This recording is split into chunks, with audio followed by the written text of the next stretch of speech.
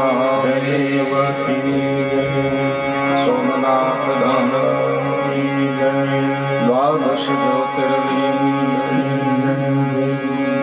आद्य शक्ति माता की कुलदेवी माता की खोड़ियार माता की मुटबा सर्वशक्ति रामचंद्र भगवान बालकृष्ण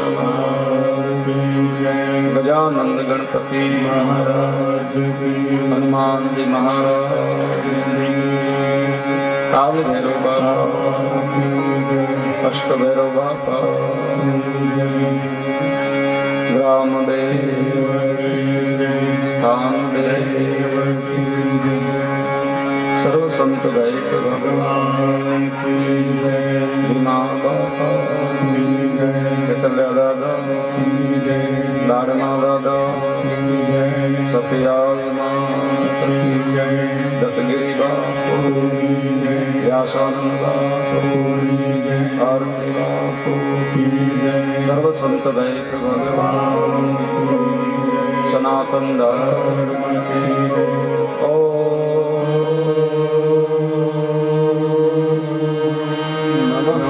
पार्वती पदे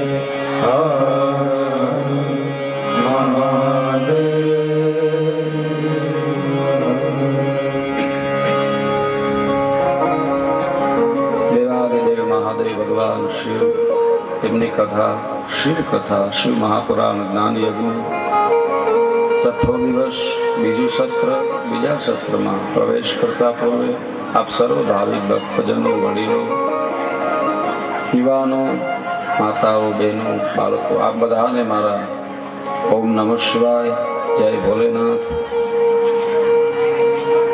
जय माता जी जय श्री कृष्ण जय गुरुदेव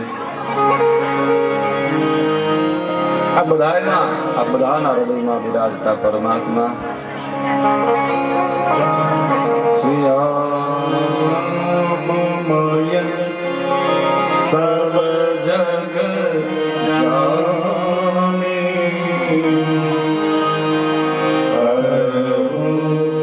प्रणाम जोड़ी जुग पानी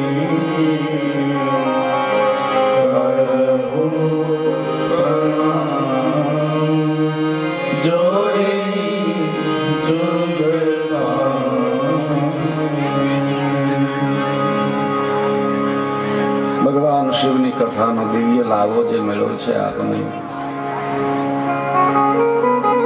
भक्तिनो लाभो सत्संगनो लाभो कथा श्रवणनो लाभो सेवानो लाभो दिव्य लाभो અને આવા દિવ્ય લાભા મળવાથી જ માણસને લાભ મળે છે ભક્તિના લાભાથી લાભ મળે આપણે ઘણીવાર કઈ કે લાવો લીધા જેવો છે ઘણા કોઈ ગાયકી હોય બીજું હોય લાવો જો લીધા જેવો હોય ને તો ભગવાનના ભજનનો છે અને એ ભજન થકી હંમેશા લાભ મળે છે બાકી લાભ ન મળે યથા ન લભ્યતે રમ્યમ રત્ન સિંહાસનમ તથા કદાપી મન્યો મુક્તિ શૈવેસ્તુ ન લભ્યતે શાસ્ત્ર એમ કહે છે કે બળ વિનાનો માણસ હોય એ રાજ્યના સિંહાસન ઉપર હાલે જેનામાં સામર્થ્ય ન હોય એકદમ અશક્ત હોય એકદમ સાવ ગાય જેવો માણસ હોય ભલે હિમે જેમ ઘરમાં પણ ન ચાલે એટલો એકદમ તો સત્તા ઉપર હાલે સમગ્ર સત્તાને અંકુશ ન કરી શકે એવી જ રીતે ભગવાન શિવની ભક્તિ વિના માણસને કશો લાભ નથી યથા ન લભ્યતે રાજ્ય બલહીન યથા ન લભ્યતે સૌખ્યમ દરિદ્ર વ્યાધિ પીડિતે તથા ન લભ્યતે મુક્તિ શરીરપી સર્વથા ગરીબ માણસ હોય એકદમ દારિદ્રતા જેના જીવનમાં લખી હોય એની સંપત્તિનું સુખ શું છે વૈભવ શું છે ઘણી વાર કઈ ભાઈ માણસો કે આપણે તો બસ આપણે તો અઠે જ દ્વારિકા જે છે પણ એ તો નથી એટલા માટે પણ સંપત્તિ હોય તો ઘણા પ્રકારના આનંદ હોય છે વૈભવ હોય છે સુખ હોય છે થોડી રાહત હોય છે પણ દરિદ્ર માણસ છે એ સંપત્તિ વાળાનું જે સુખ હોય એ પામી ન શકે. એમ ભક્તિ વિના જીવનમાં કોઈ લાભ નથી. યથા ન લભ્યતે યોગો વિષયાસક્ત માનસ. વિષયોમાં આસક્ત જેનું માનસ હોય એને યોગ ધ્યાન જપ એના માટે નિરર્થક છે. એના માટે કોઈ લાભદાયક નથી. શા માટે? જેનું મન વિષયોમાં આસક્ત છે. એવી રીતે જેના જીવનમાં ભગવાન શિવની ભક્તિ નથી થઈ એને કોઈ લાભ નથી. યથા ન લભ્યતે યથા ન લભ્યતે વૃદ્ધે શાસમ યૌવન. ભગવાન શિવની કૃપા વિના સંસારમાં જીવને શાંતિ નથી, મુક્તિ નથી, કોઈ વસ્તુનો લાભ નથી. યથા ન લભ્યતે મુક્તિ શૈવેરપી સર્વથા. શિવથી વિમુખ થયેલા જીવને કદી શાંતિ નથી થતી, અંતે મોક્ષ નથી મળતો. જેવી રીતે એકવાર યુવાની જતી રહે અને બુઢાપો આવે, પછી પાછી જુવાની આવે, યૌવન અવસ્થા આવે. યથા ન લભ્યતે વૃદ્ધે શાસમ. વૃદ્ધા અવસ્થા આવી જાય પછી યૌવન શક્ય નથી. એના માટે એવી જ રીતે જેને ભગવાન શિવની કૃપા ન થાય એને મુક્તિ શક્ય નથી, ભુક્તિ પણ શક્ય નથી. આ શરીર છે એકવાર દોડતું હોય, દિવાલ કૂદી જાય, ગંડી ટપી જાય, પણ વૃદ્ધા અવસ્થા આવી જાય પછી ઉંમર છે ડુંગર થઈ જાય. પછી એવી કોઈ દવા નથી કે હવે વૃદ્ધા અવસ્થા આવી ગઈ અને ફરી પાછી યુવાની આવે. નહીં, એ શક્ય જ નથી. હા, થોડી રાહત હોય દવાથી, આતે વાળ અત્યારે આપણે કાળા કરાવી નાખીએ, પણ મૂળ પ્રકૃતિ તો એ જે છે એ રહે. જો એ શક્ય બને ને તો ભગવાન શિવની કૃપા વિના જીવને શાંતિ થાય, સુખ થાય, મોક્ષ થાય. શાસ્ત્રો કહે છે મહાદેવની કૃપા યથા ન લભ્યતે. બેરો માણસ હોય ને એને સંભળાય ને સંભળાય એને બેરો ન કહેવાય. તથા ન લભ્યતે મુક્તિ શૈવેરપી સર્વથા. મહાદેવની ભક્તિ વિના જીવની મુક્તિ નથી. દેવાદિદેવ મહાદેવ ભગવાન શિવ એમની કથા 6 દિવસના બીજા સત્રમાં પ્રવેશ કરીએ. આપ સર્વ ગ્રામજનોનું અમે વ્યાસપીઠથી સ્વાગત કરીએ છીએ. આપ સર્વ મહેમાનોનું અમે સ્વાગત કરીએ છીએ. અને કથા મંડપમાં આપણે આવીને ભગવાનના એક યજ્ઞમાં આહુતિ આપવા માટે આવ્યા છીએ. આ જ્ઞાન યજ્ઞ છે. અહીંયા તમે સમય લો એને જો શ્રવણ કરો એ આહુતિ છે. એટલે એમાં સ્વયંની શ્રેષ્ઠતા સન્માન થાય એ જુદી વાત છે, પણ એક મેન મુદ્દો યાદ રાખવો જોઈએ કે આપણે એક યજ્ઞમાં આહુતિ આપવા માટે આવ્યા છીએ. પણ આ બધાનું એક વિવેક છે. એટલે ફરી આ બધાનું આપના જે ગામના માણસો દ્વારા જે મહેમાનો તેડાવ્યા હોય, બધી ખબર ન હોય, એમનું પણ સ્વાગત છે. દેવાદિદેવ મહાદેવ ભગવાન શિવ એમની કથામાં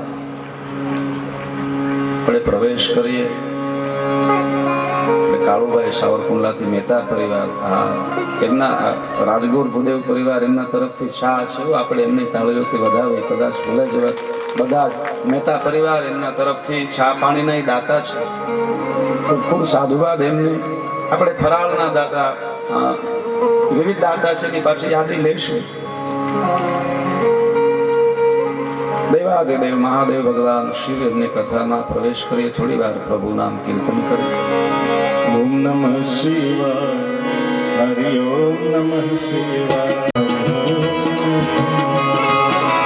ઓમ નમઃ શિવાય, હરિ ઓમ નમઃ શિવાય, ઓમ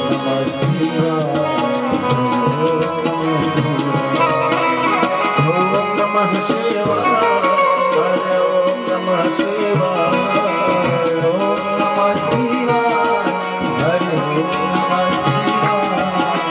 ઓમ નમઃ શિવાય, હરિ ઓમ નમઃ શિવાય, હરિ ઓમ નમઃ શિવાય, ઓમ નમઃ શિવાય, હરિ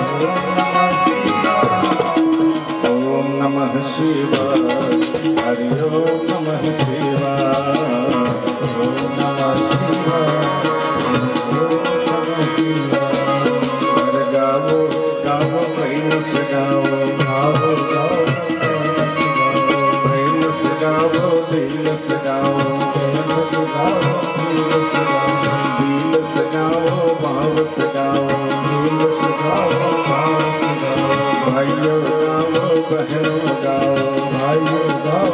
हर भाइयों गाओ बहनों गाओ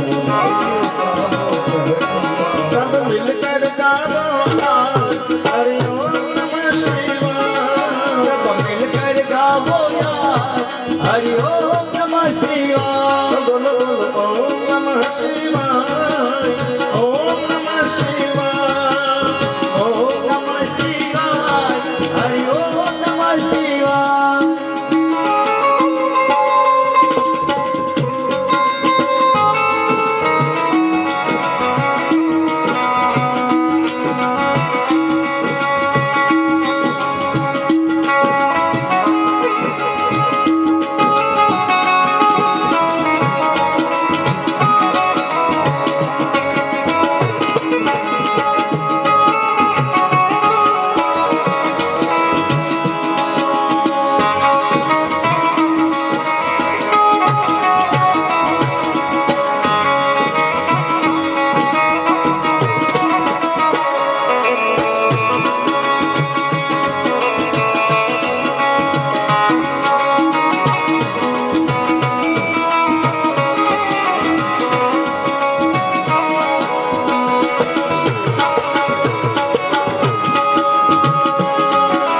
बालन शोभे गंगा बोले जटा में बहती गंगा बोले त्रिशूल बोले डमरू बोले राम बोले लखन बोले राधा बोले कृष्ण बोले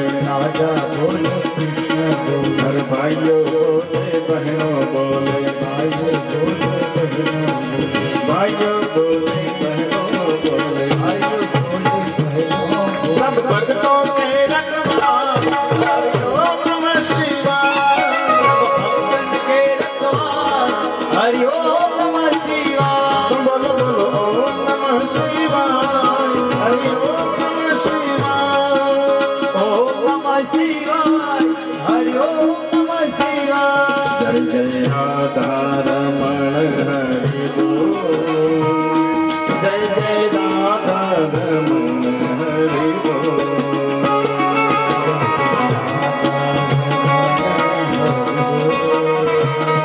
जय जय राधा हरि बोल हरि बोल हरि बोल जय जय राधा रमण हरि बोल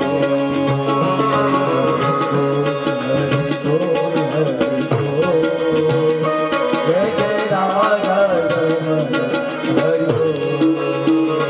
जय जय राधा रमण जय जय राधा रमण हरि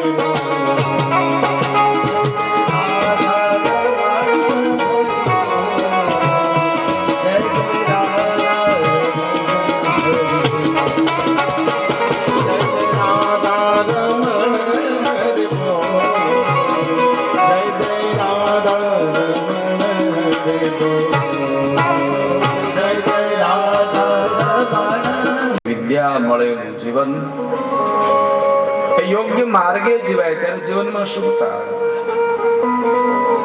દેવાદિદેવ મહાદેવ ભગવાન શિવ જેનું સ્વભાવ વરદ છે, જે ભક્ત જનાશ્રયમ છે, જગતના કલ્યાણ માટે જેમણે ગ્રહસ્થી સ્વીકારી છે. મહાદેવ આદિ સંન્યાસી છે, મૂળ સંન્યાસી છે, પરમ સંન્યાસી છે.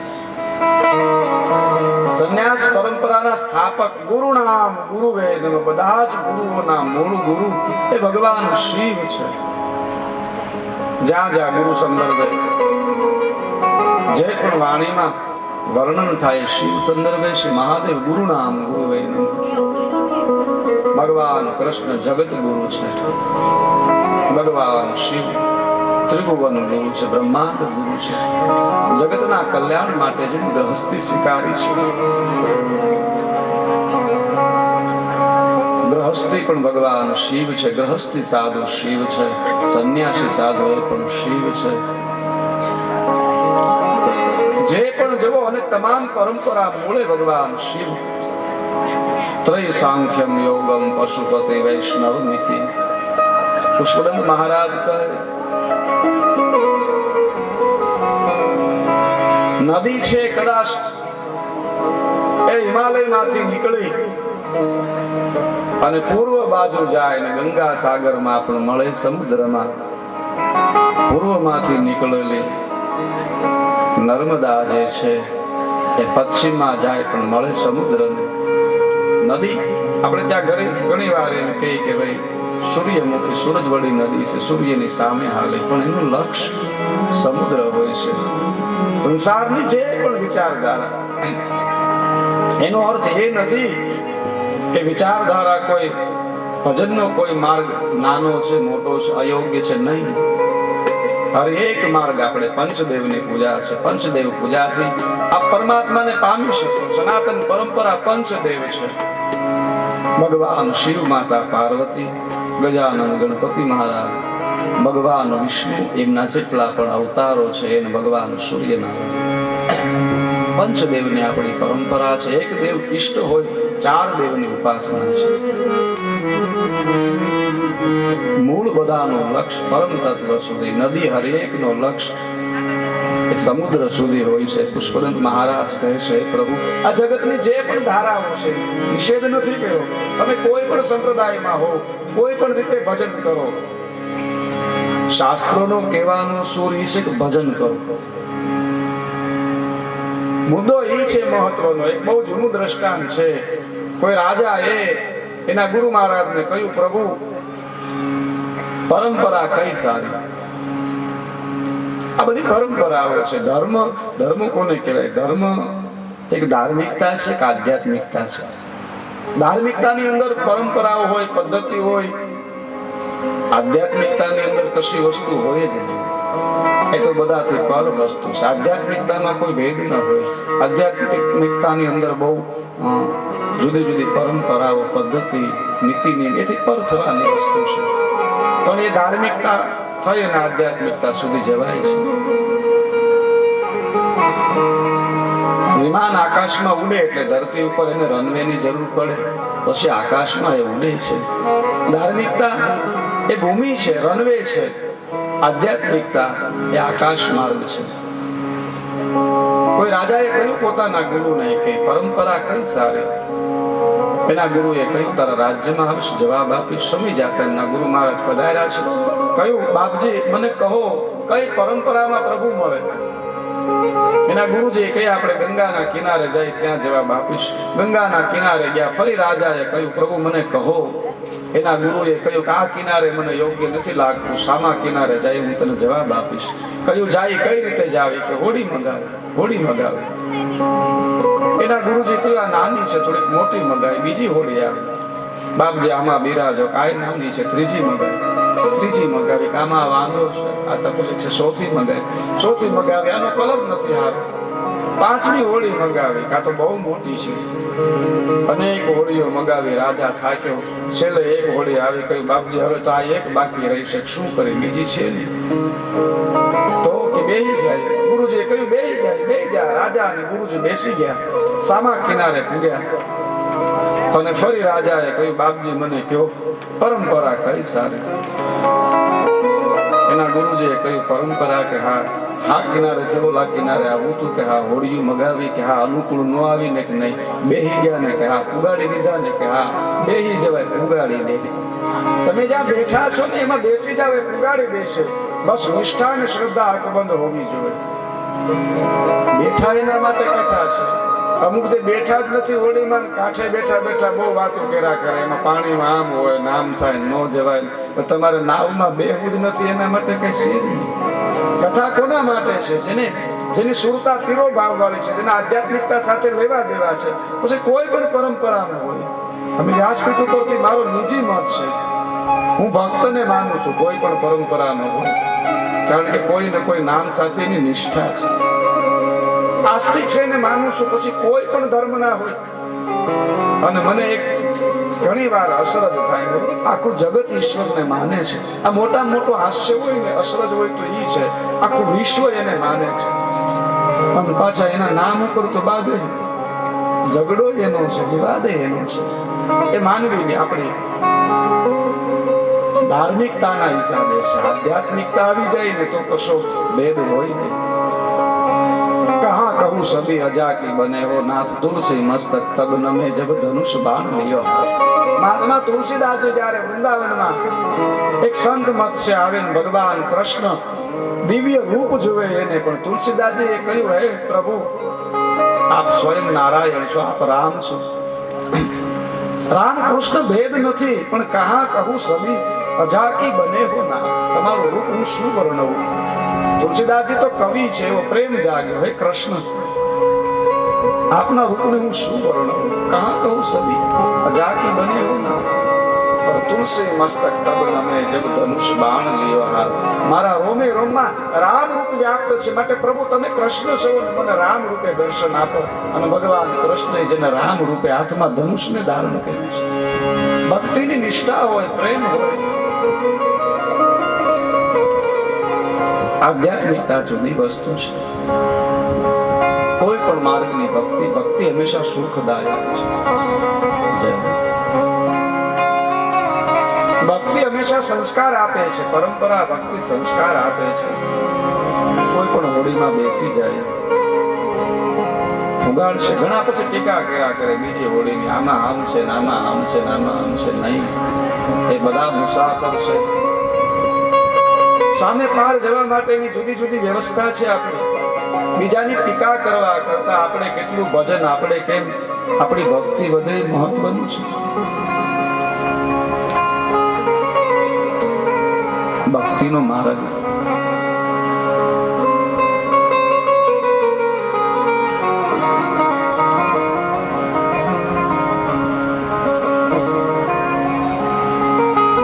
સ્વાગત છે આપણી વચ્ચે મહેમાન આવ્યા છે, ખૂબ ખૂબ સ્વાગત છે.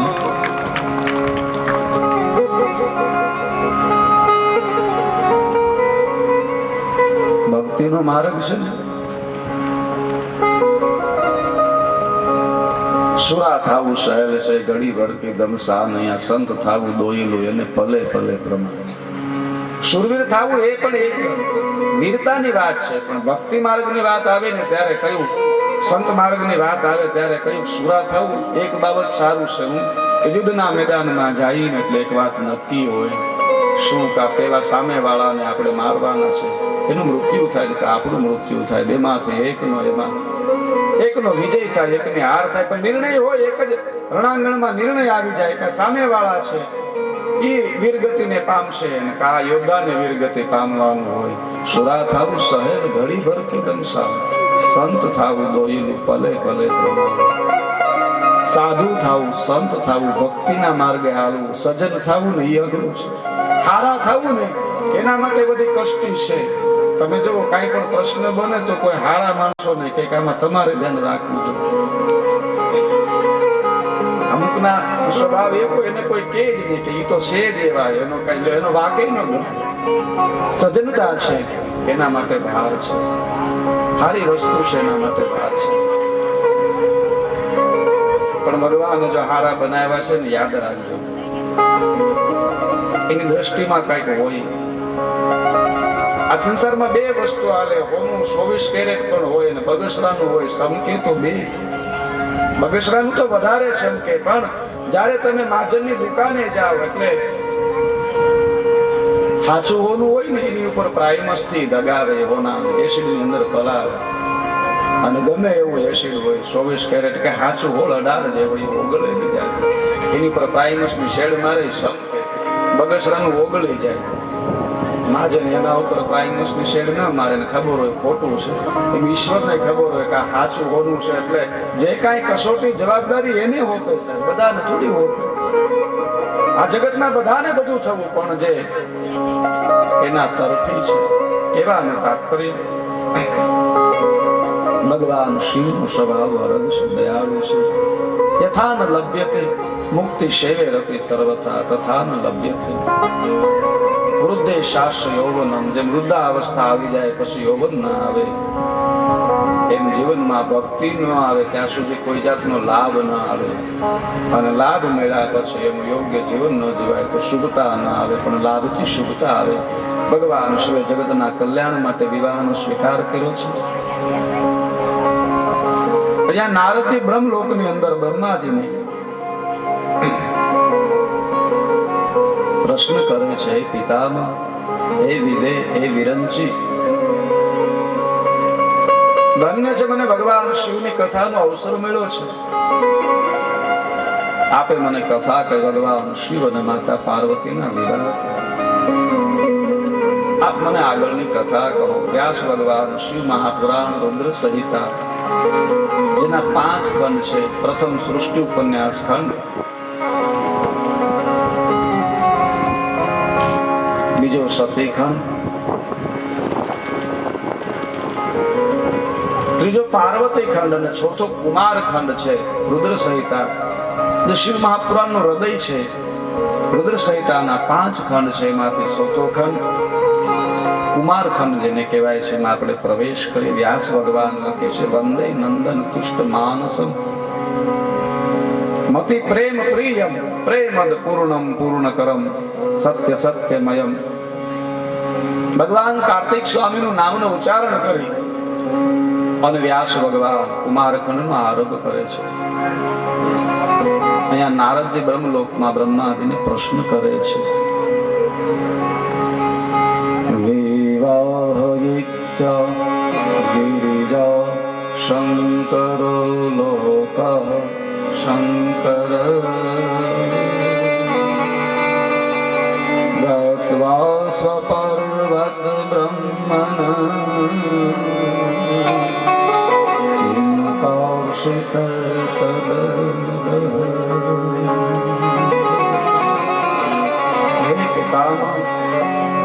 ભગવાન શિવના વિવાહ થયા. આદિ શક્તિ દેવી પાર્વતી રૂપે જ્યારે અનેક પ્રકારે તપ કરી અને એને પતિ તરીકે પામ્યા છે. ભગવાન શિવે કસોટી કરી છે. દેવી પાર્વતીએ એવું વ્રત કર્યું છે ભગવાન શિવને મેળવવા માટે. નંદા વ્રત કર્યું છે. ભગવાન માં પાર્વતીનું એક નામ અપર્ણા છે. કેવળ પાન ખાય અને જેને વ્રત કર્યું છે અંતે પાન પણ છોડી દીધા એટલે માનું એક નામ અપર્ણા છે. ભગવાન શિવે અનેક કસોટી કરી છે. સપ્ત ઋષિને મોકલ્યા છે. ભગવાન શિવ વૈષ્ણવ સાધુનું રૂપ લઈ અને પોતાની જ નિંદા કરી છે. દેવી પાર્વતીની કસોટી માટે વૈષ્ણવ સાધુ રૂપ ધરી અને કહ્યું, હે દેવી, તમે જેનું તપ કરો છો એ ઓગળ છે, અઘોરી છે, એની આ પરંપરા છે. દેવી પાર્વતીએ કહ્યું છે, હે જયા વિજયા, આ સાધુ શિવ નિંદા કરે છે. સંસારમાં શિવ નિંદાથી મોટું કોઈ પાપ નથી. શિવ નિંદા સમ પાપમ ન ભૂતમ ન ભવિષ્યતિ. આ બ્રહ્માંડમાં હરેક પાપના ઉપાય છે, પણ શિવ નિંદા શિવ દ્રોહના પાપનો ઉપાય નથી. કાયિક વાચિક માનસિક બ્રહ્મ હત્યા આ 4 પાપ છે એનું નિવારણ છે. શિવ નિંદાથી મોટું કોઈ પાપ નથી. શિવ નિંદકમ પીબતી ગેહ તદન સાધના. એના પાપમાંથી એના વંશજો પણ મુક્ત નથી થતા. હે જયા, આ સાધુ છે શિવ નિંદા કરે છે. શાસ્ત્રોમાં લખ્યું છે કે શિવ નિંદા કરીને વધ કરવો જોઈએ અને વધ ન કરી શકીએ તો આપણે ત્યાંથી નીકળી જવું જોઈએ. આ સાધુ છે એનો વધ ન કરી શકું માટે અગ્નિ પ્રગટાવ મારા દેહને છોડીશ. અને ભગવાન શિવ પ્રસન્ન થયા. આપણે ગઈકાલે એ ઉત્સવને ઉજવો. અંતે વરદાન આપ્યું. દેવતાઓ બ્રહ્માજી આદિ લગ્નની તૈયારી કરી છે. ભગવાન મહારાજને ત્યાં દિવ્ય એ પ્રસંગ ઉજવાયો. આપણે પણ જીક્યાલે ગામમાં દિવ્ય રીતે કન્યા પક્ષ વર પક્ષ ત્રિભુવનભાઈ નસીબ એ પરિવાર દ્વારા કન્યા પક્ષ અને દિવ્ય ઉત્સવ ઉજવો. સમગ્ર ભરવાડ સમાજ એમના તરફથી જાન લઈને આવ્યા અને એવો આનંદ આવ્યો. અહીંયા નારદજી કહે છે, જાન ખરેખર જાન હાઈ ક્લાસ લાગતી હતી. અહીંયાથી તો બધી તૈયારી જ હતી. એ થોડું કદાચ વિશેષ ગઈકાલે આપણે ઘણું વર્ણન કર્યું. નારદજી કહે છે, પિતામાં વિવાહિત્યા ગિરિજો શંકર લોક શંકર ગતવાસ. લોકનો આધાર લૌકિક લીલાનો આધાર કરી લઈને ભગવાન શંકરે વિવાહનો સ્વીકાર કર્યો છે. ગિરિજા શંકર ગત્વા સ્વ પર્વત અને કૈલાસ પર્વત ઉપર જ્યારે પ્રસ્થાન કર્યું છે. બ્રહ્મન કિંકાર્ષ તદ. એ બધું વૃતાંત કહો. કથમ હિ તનયો જગ્ને શિવસ્ય પરમાત્મન. ભગવાને કઈ રીતે દેવતાઓનું જે દુઃખ છે તારકાસુરના દુઃખનું નિવારણ કર્યું છે. આપ મને વર્ણન કરો. નારદજીને બ્રહ્માજી કહે છે, નારદ, ભગવાન શિવ અને શિવા 3 રાત્રિ મેં સવારે વર્ણન કર્યું, તંત્ર રાત્રિ, મંત્ર રાત્રિ ને જ્ઞાન રાત્રિ. 3 પ્રશ્ન કર્યા છે માતા પાર્વતી, અને 3 નો જવાબ જગતના કલ્યાણ માટે, જગતને જ્ઞાન મળે એટલા માટે મહાદેવે તંત્ર સાધનાનો વિસ્તાર દેવી પાર્વતી આગળ કહ્યો છે. તનને ત્રાણ કરે ઇતિ તંત્ર, મનને ત્રાણ કરે ઇતિ મંત્ર, અને ત્રીજી જ્ઞાન રાત્રિ છે. ભગવાન શિવ પોતાના શાશ્વત સ્વરૂપ, મૂળ સ્વરૂપ એ સંદર્ભે જ્યારે દેવી પાર્વતીના પ્રશ્ન એમને જવાબ આપે, જિજ્ઞાસા. બીજી બાજુ દેવતાઓ સ્વાર્થી છે, કૈલાસમાં આવી કોલાહલ કરે છે, પ્રભુ આપને ત્યાં પુત્ર પ્રાપ્તિ થાય, કૃપા કરો, અમે તારકાસુરના ત્રાસથી મુક્ત થઈએ. અનેક પ્રકારનો કોલાહલ જોયો, સ્તુતિ કરી છે. હે મહાદેવ કૃપા કરો. ભગવાન શંકર જ્ઞાનની જે પરાકાષ્ઠા છે, સરમસીમા છે, દેવી પાર્વતીને બોધ કહે, દેવતાઓ આવ્યા છે. એ લયમાં, એ સત્સંગમાં, એ જ્ઞાનમાં ક્ષત્રિય થઈ ભગવાન શંકર બહાર આવ્યા છે. કહ્યું શું છે દેવતાઓ? પ્રભુ આપનાથી પુત્ર પ્રાપ્તિ થાય. ભગવાન શિવે પોતાના તેજ અર્પણ કર્યું છે. ઇન્દ્રદેવ જાય ને ગ્રહણ કરવા જાય, અગ્નિદેવ જા ગ્રહણ કરવા જાય, બળવા લાગ્યા છે. શિવ પ્રસાદ છે, અગ્નિ બળવા લાગ્યા છે. અગ્નિદેવ એમ કહેવાય છે કે પ્રસાદને ગંગામાં, અને ગંગાજી પ્રસાદને એમ કહેવાય ઘાસના વનની અંદર ઝૂડમાં, એક ઝૂંડનું જે વન છે એમાં વહેતું મૂક્યું, અને ત્યાં જે એક દિવ્ય ભગવાન શિવના પ્રસાદ થકી એક દિવ્ય બાળકનું રૂપ નિર્માણ થયું છે. દિવ્ય એવા બાળક જેને જગત, જેને આગળ જાતા કાર્તિક સ્વામી એવું નામ કહેવામાં આવ્યું છે. કૃતિકાઓએ જેનો ઉચ્ચાર કર્યો છે કાર્તિક સ્વામી છે. બોલે કાર્તિક સ્વામી મહારાજ કી જય. માગશર સુદ 6ના દિવસે ભગવાન શિવના સંકલ્પ પુત્ર છે. મહાદેવે સંકલ્પ કર્યો દેવતાઓના સુખ માટે, અને શિવ પ્રસાદ જે અર્પણ કર્યો એમાંથી જે પ્રગટ થયા તે કાર્તિક સ્વામી સંકલ્પ પુત્ર છે. માગશર સુદ 6ના દિવસે જેમનું પ્રાગટ્ય છે. સમય જાતા કૃતિકા લોકમાંથી 6 દેવીઓ ત્યાં આવે છે. માર્ગ માસે સિતે પક્ષે ષષ્ઠાયામ મુનીશ્વર પાદુર્ભાવો અભવતસ્ય શિવપુત્રસ્ય ભૂતલે. શિવપુત્રસ્ય ભૂતલે. કાર્તિક સ્વામી ભગવાન શિવના સંકલ્પ પુત્ર છે. એ ઘાસનું જે વન છે દિવ્ય બાળક સ્વરૂપે જ્યારે પ્રગટ્યા છે, દિવ્ય રૂપ છે જેનું. અને એવા સમયે શિવેચ્છાએ મહાજ્ઞાની એવા વિશ્વામિત્ર ત્યાંથી નીકળ્યા છે, જે પૂર્વમાં વિશ્વરથ નામે રાજા છે. અને એ જ્યારે નીકળ્યા ત્યારે કાર્તિક સ્વામીએ કહ્યું છે, મહાત્મા સંસ્કાર ગુરુ મેં, તમે આપ મારા સંસ્કાર કરો.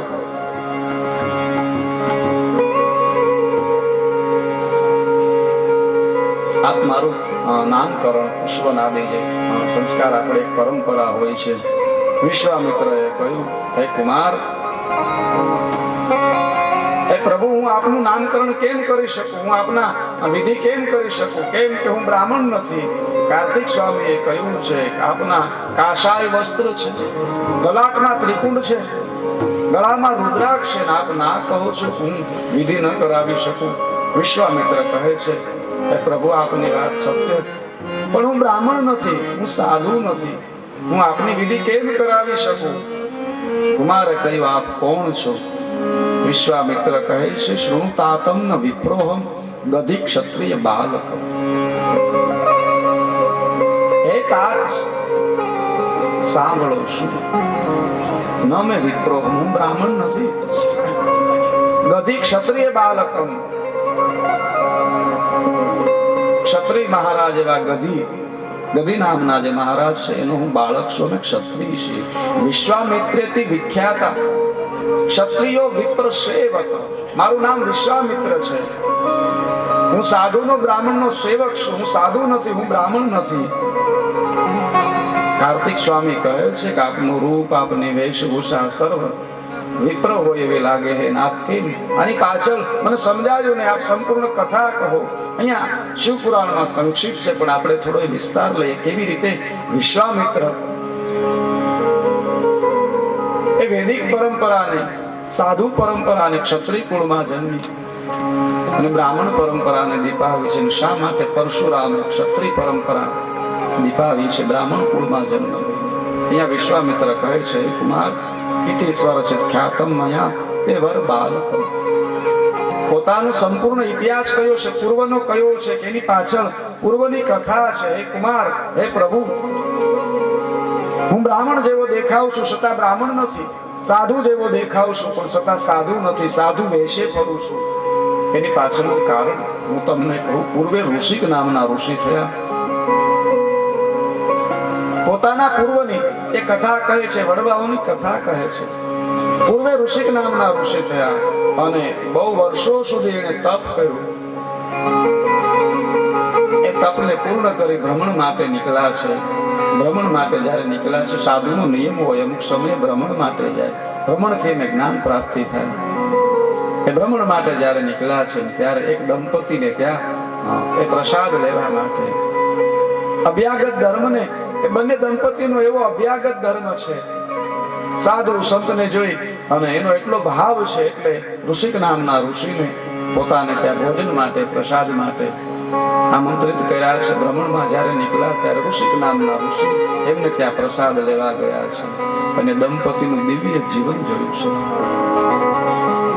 દાંપત્ય જીવન છે જો ગ્રહસ્થી શ્રેષ્ઠ છે, સંન્યાસ મહાન છે. આપણે એના વિશે શું વર્ણન કરીએ, પણ સંન્યાસની જનેતા ગ્રહસ્થી છે. ગ્રહસ્થીની અંદર જો યોગ્ય રીતે જીવાય ને તો ભગવાનને આવવું પડે છે. એ ગ્રહસ્થી માતા દેવકી અને વસુદેવ જેવી હોય, નંદ રાજા અને જશોદામાં જેવી હોય ને તો ભગવાન ત્યાં બાળક બનીને આવે છે. જપમાં તપમાં તો એ પિતા તરીકે દર્શન આપે, પણ જો ગ્રહસ્થી શ્રેષ્ઠ હોય, જીવન જો દિવ્ય બને, માત કૌશલ્યા અને દશરથ રાજા જેવી ગ્રહસ્થી હોય, ભગવાનને રામ બની અને આવું છે. ગ્રહસ્થી શ્રેષ્ઠ છે. હોય એક મતા તો સરગાપુરીમાં થાય સતા. દાંપત્ય જીવનમાં એક મત બની જાય. મને એક સંન્યાસી મહાત્માએ પણ કહેલું, કોઈ સંન્યાસી હોય મહાન છે, શ્રેષ્ઠ છે, આપણે એનું વર્ણન ન કરી શકીએ. આ તો ગ્રહસ્થીની મહત્તા આપવા હું વાત કરું છું.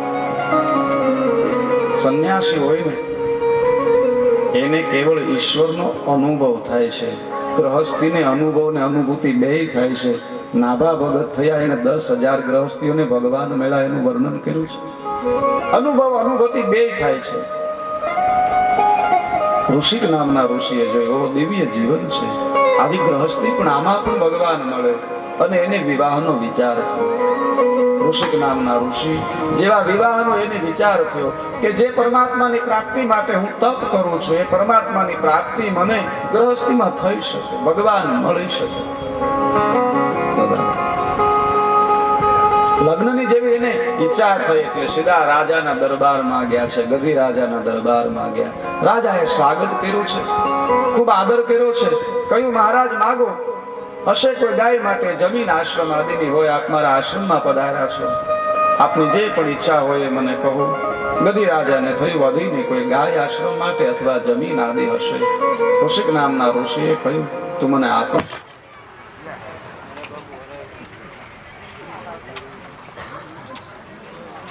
દરબારમાં કહ્યું, મારે વિવાહની ઈચ્છા છે. રાજાને થયું, આ ઉંમરે હશે. કહ્યું, વાંધો નહીં, વાંધો નહીં, એમ નહીં. મેં સાંભળ્યું છે ને મેં જોઈ છે કે તે વચન આપ્યું છે ને. હા, તો હે રાજન, તારે સત્યવતી નામે કન્યા છે. એ કન્યાનું તું મને દાન કરે, એમની સાથે મારા વિવાહ કરાવે. રાજા વિચારે, ઓ ક્યાં ઉંમર, તપ કરવાની ઉંમર છે. લગ્નની વાત કરી અને બીજી પણ નહીં. બધી રાજા કહે, મારી કન્યાની માંગણી કરી. શું કરે, તપસ્વી છે. પ્રધાને કહ્યું, મહારાજ સીધી ના કહો, કદાચ તપસ્વી છે, તપના જોરે શ્રાપ આપે, સમગ્ર રાજ્ય ઉપર આફત આવે, બધાને સંકટ થાય, તપનું તેજ હોય, તપસ્વી છે, તો શું કરીએ? પ્રધાન આદિ માણસોએ કહ્યું, મહારાજ એવો ઉપાય કરો જેથી કરી આપણે કન્યાદાન પણ ન કરવું પડે અને મહારાજ એ ક્રોધિત પણ ન થાય. એટલે ગધી નામના રાજાએ કહ્યું, મેં આપને વચન આપ્યું હું વિવાહ કરાવું, મારી કન્યા છે એમનું દાન હું આપની સાથે એના વિવાહ કરાવું, પણ મારી એક ઈચ્છા છે શું કે મારે 1001 અશ્વ એવા જોવે જે આખો કાળો હોય તો કેવળ એના કાન ઉપર સફેદ એક દાગ, કાન સફેદ હોય, અથવા આખો અશ્વ સફેદ હોય ને તો કેવળ એક કાનનો થોડો ભાગ સફેદ હોય. આવા એક જ હરખા 1001 અશ્વ જોવે. એક અશ્વનો કાન કાળો હોય ને પછી બીજે ક્યાંય કાળો થોડો ઘણો હોય તો ના હાલે. આખો અશ્વ સફેદ હોય તો કાળો એક કાન જ હોવો જોઈએ. આખો અશ્વ કાળો હોય તો કાન જરીક સફેદ અને એક જ હોવો જોઈએ, બે નહીં. અને જે કાન સફેદ કે કાળો હોય ને, જે જગ્યાએ એક અશ્વનો કાન કાળો હોય ને એવી જગ્યાએ બીજા અશ્વનો હોવો જોઈએ. એકને કાન ઉપર અહીંયા કાળો ને પછી નીચે એમ પણ નહીં. આવા એક સરખા 1001 અશ્વ લઈ આવો ને તો વિવાહ. હું દીકરીનો બાપ છું અને મારી માંગણીનો તમારે સ્વીકાર કરવો પડે. આવી ચાતુર્ય ભરી માંગણી મૂકી. ઋષિ કહે વાંધો નહીં. ગધી રાજાને એમ થયું પ્રથમ તો 1001 આવા અશ્વ મળે જ નહીં. એક અશ્વ કદાચ કાન કાળો કે ધોળો મળી જાય તો બીજો એવો. આ ઋષિ એક નગરમાં જાય અને યાચના કરશે કોઈ રાજા પાસે તો 1 અશ્વ 2 અશ્વ વધીને 10 અશ્વ ભેગા કરે તો આની જિંદગી પૂરી થઈ જાય. મારે વિવાહ નહીં કરાવવા પડે એવી જટિલ માંગણી છે. પ્રધાન આદિ બધા પ્રસન્ન થયા કે હવે ચિંતા નહીં, આ તો તપસ્વી છે, સીધી ના કઈ આફત આવે, હવે રાજ્ય ઉપર કોઈ સંકટ નથી. આ તો ઋષિ છે, તપસ્વી છે, એ કઈ જુદી જુદી જગ્યાએ માંગણી કરવા નથી.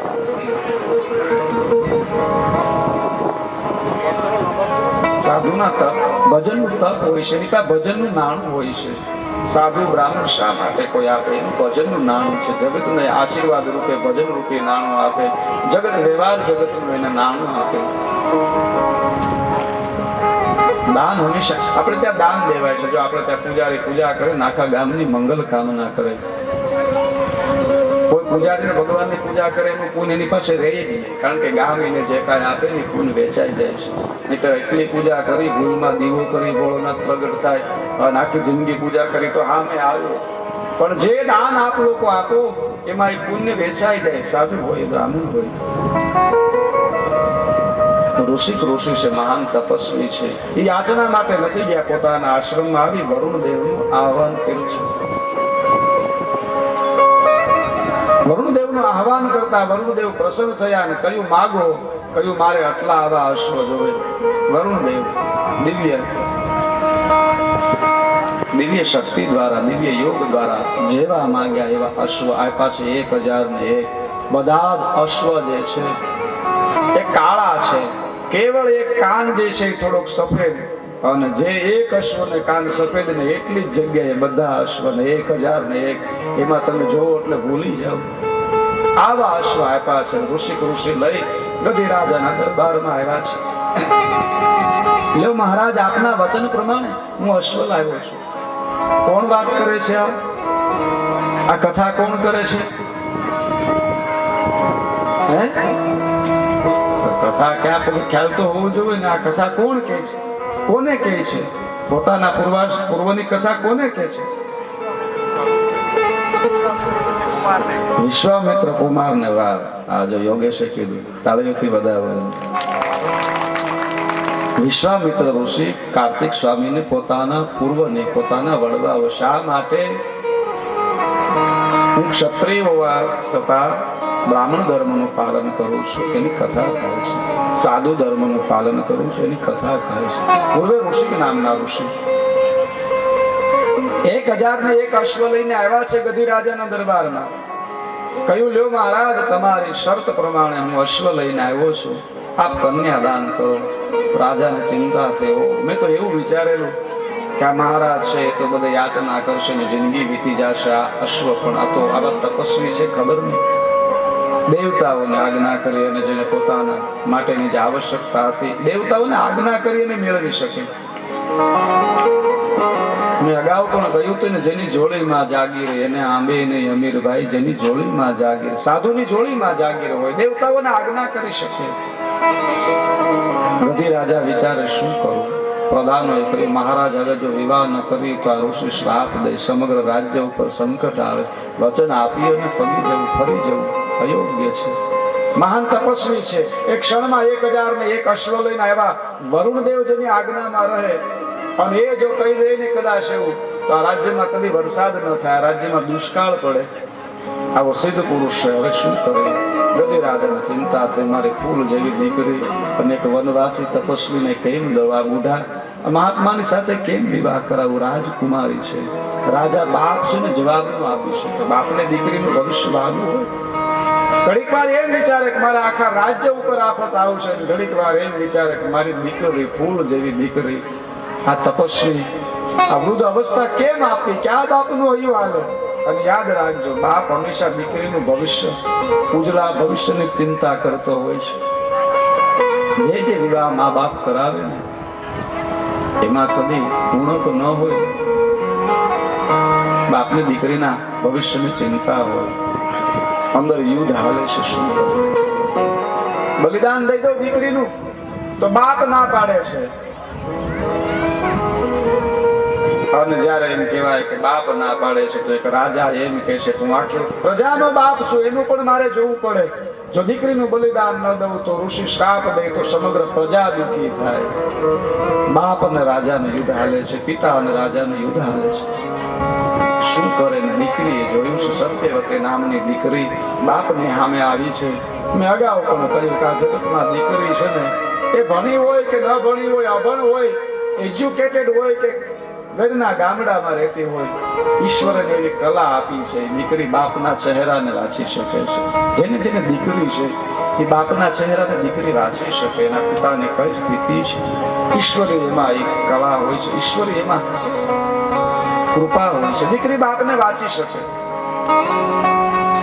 સત્યવતીએ પિતાના ચહેરા પરની હતાશા જોઈ, એની અવઢવ જોઈને કહ્યું, પિતાજી આપ ચિંતા ન કરો, સમગ્ર રાજ્યના કલ્યાણ માટે હું ઋષિ સાથે વિવાહ કરવા માટે તૈયાર છું. કહ્યું, દીકરી વૃદ્ધ અવસ્થા છે, જંગલમાં રહેનારો, ઝૂંપડીમાં રહેનારો એક મહાત્મા, અને ક્યાં તું રાજમહેલમાં રહે છે. કહ્યું, પિતાજી આપ ચિંતા ન કરો, હું ત્યાં પણ સુખી રહીશ.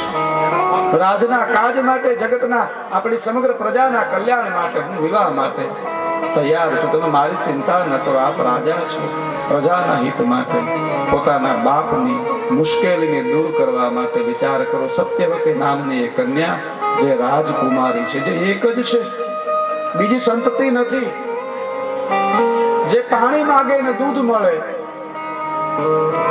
આપણે સામાન્ય સંપત્તિ હોય તો કેટલા સુખી હોય, રાજકુમારી એના કેવડા સુખ હોય. અને પિતાજીના સુખને ખાતર ઝૂંપડીમાં રહેનાર એક સાધુ એમની સાથે વિવાહ માટે તૈયાર થયા. બંને છે સત્યવતી. ઋષિ અને સત્યવતીના વિવાહ થયા છે. સમગ્ર નગરે સત્યવતીના આ ત્યાગને વખાણ્યો છે. ધન્ય છે કુમારી, તમારા પિતાજીના કલ્યાણ માટે તમે કેવડો ત્યાગ કર્યો છે. ઋષિ અને સત્યવતીના વિવાહ થાય છે. ધીરે ધીરે ઘણો સમય વીતો. સત્યવતીનું શરીર થોડું સુકાવા લાગ્યું છે, ક્ષીણ થવા લાગ્યું. એક દિવસ ઋષિ આવીને કહ્યું છે, હે દેવી, વિવાહ થયા પછી, આપના રાજભવન છોડ્યા પછી, આ જંગલની ઝૂંપડીમાં, મઢુલીમાં આ નિવાસ પછી આપનું શરીર સુકાતું જાય છે. હે દેવી, તમે મારા પત્ની છો અને આપના સુખની જવાબદારી મારી હોય છે, આપના કલ્યાણની જવાબદારી મારી હોય છે. તમે એવું ન માનો કે તમારે પિતાજીને ત્યાં મહેલ છે, અહીંયા ઝૂંપડી છે, ત્યાં નાણું હતું, મારી પાસે ભજન છે. આપનું શરીર સુકાય છે, આપને બધી સગવડતાથી આપનું શરીર આદિ હોય.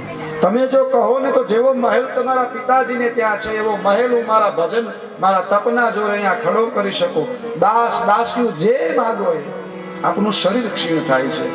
તમે કહો કોઈ ચિંતા છે, ભય છે, હું આપને તમામ સંપત્તિ આપી શકું.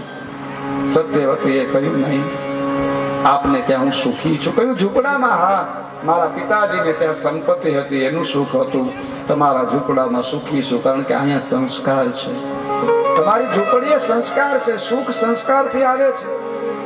ત્યાં સંપત્તિ હતી, એનું સુખ હતું, સગવડતા હતી, પણ હે નાથ, હું દુઃખી નથી, મને કોઈ દ્વિધા નથી. અહીંયા સંસ્કાર છે. તમારી ઝૂંપડીમાં, આશ્રમમાં વિવેક છે. અને યાદ રાખજો, સુખ કેવળ સંપત્તિથી નથી હોતું, સંસ્કારથી હોય છે. દાંપત્ય જીવનમાં જે સંસ્કાર હોય છે, જે ત્યાગ હોય છે, એનાથી સુખ આવે છે. અહીંયા સંસ્કાર છે, ત્યાગ છે, અહીંયા દિવ્યતા છે. મને આનું સુખ છે. કયું દેવી આપનું શરીર ક્ષીણ થાય છે, એનું કારણ કયું? એનું કારણ એ નથી હું અહીં ઝૂંપડીમાં રહું છું, તો એનું કારણ એ છે કે હું એકની એક દીકરી, હા, મારા વિવાહ તમારી સાથે થયા, હા, મને મારા પિતાજીની ચિંતા થાય છે. મારા બાપને ત્યાં શેર માટીની ખોટ છે. મારે ભાઈ નથી ને, એનાથી મને ચિંતા છે. મારા પિતાજીને ત્યાં કોઈ નથી, શેર માટીની ખોટ છે. એ ચિંતાથી મારું શરીર સુકાય છે. એ માટે નહીં કે અહીંયા આપણે ઝૂંપડીમાં રહીએ છીએ, ફળ આહાર કરી અને જીવન વિતાવીએ છીએ. વિચાર તો કરો, ક્યાં વૈભવમાં રહેનારી એક રાજકુમારી અને ઝૂંપડામાં રહેવાનું થયું છતાં ચિંતા બાપની કરીશું. એનું શરીર એટલા માટે નથી સુકાણું, મને સગવડતા છે કે નહીં. શરીર એટલા માટે સુકાય છે, મારા બાપનું શું થશે? ત્યાં શેર માટીની ખોટ છે.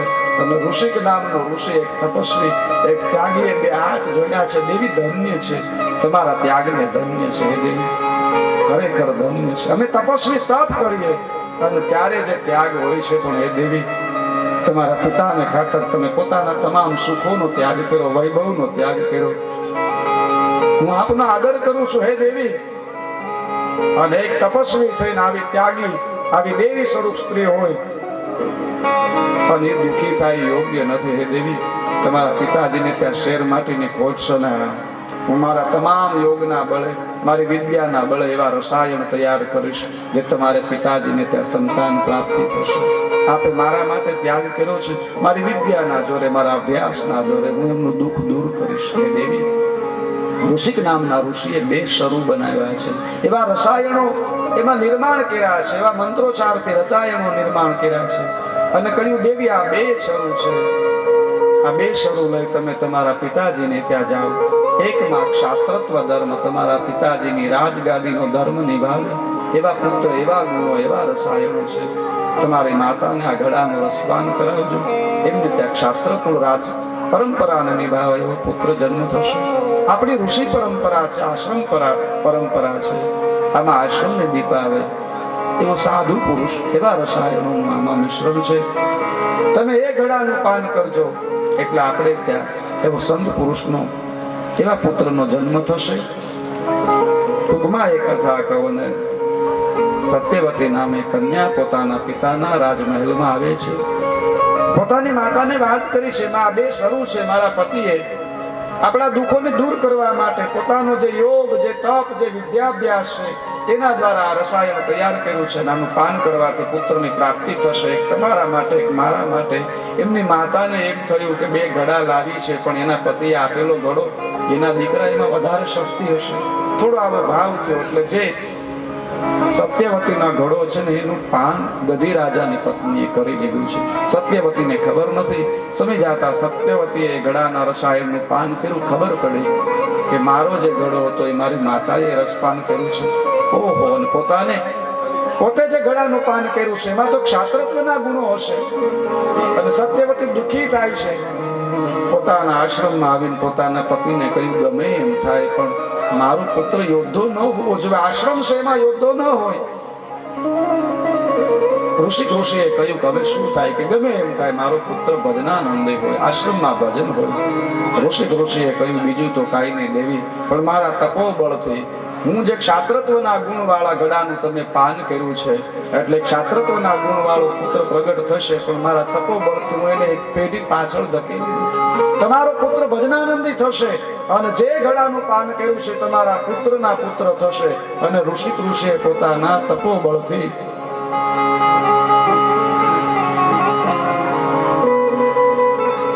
એ ઘડાના જે ગુણ છે એને એક પેઢી પાછળ ધકેલા છે. એટલે સત્યવતીને જે પુત્ર થયા એનું નામ જમદાગ્નિ, મહાન તપસ્વી થયા. અને જમદાગ્નિના પુત્ર થયા એ પરશુરામ. પરશુરામ બ્રાહ્મણમાં જન્મા, પણ ક્ષાત્રત્વ ગળાનું પાન હતું એટલે ક્ષાત્રિય ધર્મનું એને પાલન કર્યું છે.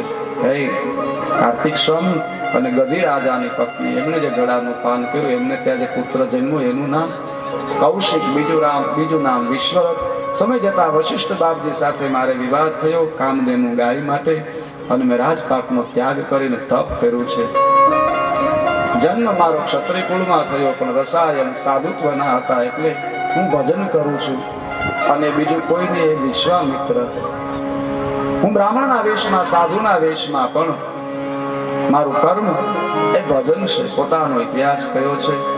મને હજી વશિષ્ઠ બાપજીએ બ્રહ્મર્ષિ નથી કહ્યા, માટે હું કેમ આપનું કર્મ કરી શકું. અને તારકાસુરના વધ માટે ભગવાન શિવના સંકલ્પથી પ્રગટ થયેલા કાર્તિક સ્વામી વિશ્વામિત્રના તપને પૂર્ણ કર્યું છે. કહ્યું, વિશ્વામિત્ર વરાત મને તમ બ્રહ્મર્ષિ નાત્ર સંશય, આજથી તમને જગત બ્રહ્મર્ષિ કહેશે, મારું વરદાન છે. ભગવાન શિવના સંકલ્પ પુત્રે વિશ્વામિત્રના તપને પૂર્ણ કર્યું છે. સમય જાતા કૃતિકાઓ ત્યાં આવે છે. લાલન પાલન એ કથા આપણે આગળ લઈએ એ પહેલા આપણે અહીંયા સન્માન માટે આપણે વચ્ચે મહેમાનો પધાર્યા છે. હા, અને આજે તો બહુ જાજુ સન્માન છે એટલે એ લઈએ આગળ. આપણે કાર્તિક સ્વામી, તારકાસુરનો વધ, ગણપતિ પ્રાગટ્ય, એમની કથા લેશું. એ પહેલા થોડી વાર આપણે સન્માનનો ક્રમ જાળવીએ.